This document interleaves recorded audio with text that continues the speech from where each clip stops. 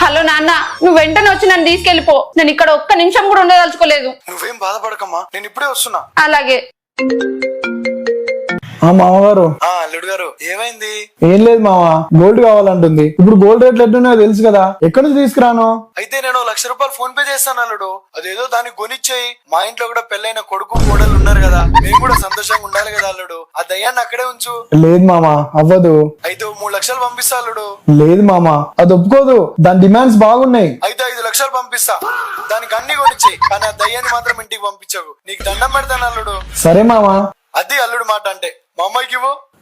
Hello నాన్న. Hello అల్లుడు, మా అమ్మాయిని చాలా అల్లారు ముద్దుకు పెంచుకున్నా. ఏది కావాలన్నా కొనిచ్చినా. నువ్వు కూడా అలాగే చూసుకోవాలి, లేకపోతే ఇప్పుడే వచ్చి తీసుకెళ్లిపోతా. సరే మామగారు, మీ మాట నేను ఎప్పుడు కాదని చెప్పండి. అలాగే నాన్న. చూడు, 1,00,000 రూపాయలు కొనాలి. ముందే డబ్బులు లేవు నా దగ్గర. అలాగే. రెడీ అవ్వు. బుద్ధుందా, బుర్రుందా?